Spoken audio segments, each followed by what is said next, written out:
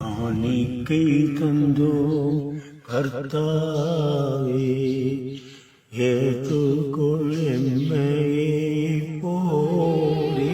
கண்கொண்ட பாரும் கடவுளின் மகனே. என்னுடைய பெயர் ஆரோக்கியராஜ். இந்த பாடலை நான் தான் ஏற்றினேன். 1970 அந்த சமயத்தில் நான் ஏற்றினேன். அதிர்ச்சியான நிகழ்ச்சி. நான் வெளியில் என்னுடைய புல்லட்டில் வண்டியில் போயிட்டு வந்தபோது நம்முடைய கேம்பஸுக்கு வந்துட்டோமே, இனிமேல் கேம்பஸுக்கு வந்துட்டால் இதுதான் நம்ம வீடு, இனிமேல் நமக்கு ஒன்றும் நடக்காது.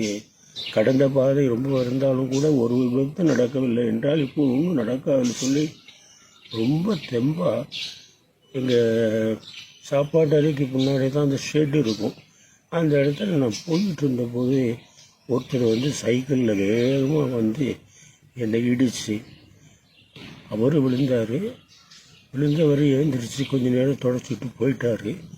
ஆனால் அந்த சைலன்ஸ் தான் என்னை சுட்டுச்சு. டாக்டர் என்னை சொல்லிட்டாரு, நீங்கள் இந்த காயம் ஆறணுனாக்க இந்த காயம் சுலபமாக ஆறாது, நீங்கள் படுக்கையாக தான் இருக்கணும் அப்படின்னு சொல்லிட்டாரு. நானும் அதே போல் இஞ்ஞாசியாரை போல் படுக்கையில் இருந்தேன். இருந்தபோது தான் எனக்கு இப்படி இந்த மாதிரி இசையில் ஒரு ஈடுபாடு. எனக்கு பேரே அந்த காலத்தில் காணிக்கை ராஜுன்னு வச்சாங்க. ஏன்னா என்னுடைய பாடலெல்லாம் ஏறக்குறைய காணிக்கை பாடலாக தான் அமைந்துடும். கண்ணீரை போல என் காணிக்கை இல்லை.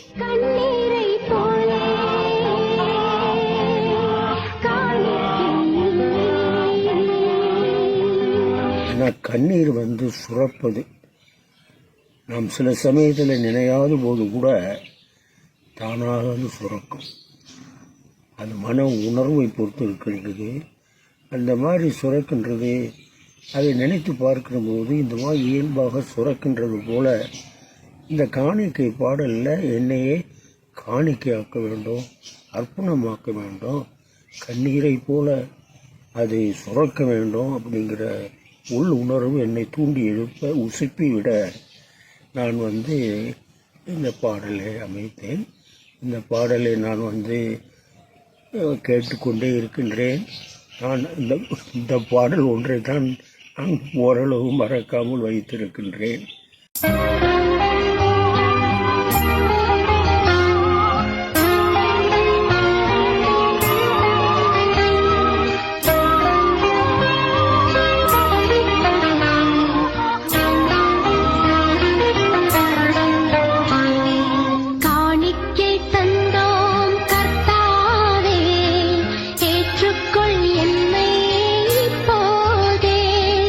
கண்கொண்ட பாரும்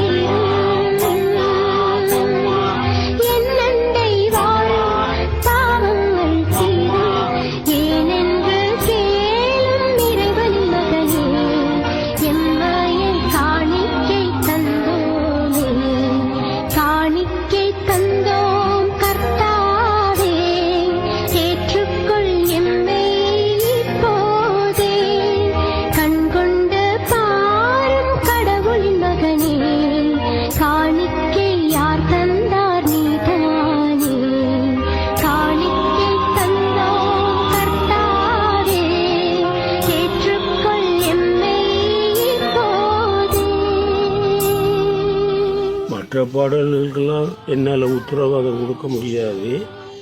ஆனால் அந்த காணிக்கை தந்தோம் என்ற பாடல் மாத்திரம் என்னை அடித்தாலும் உதைச்சாலும் மனதில் எவ்வளவு ஆழமாக பதிந்து விட்டது என்றால் இதை நான் இதுதான் என்னுடைய பாடல் என்று உறுதியாக நான் சொல்கிறேன். காணிக்கை தந்த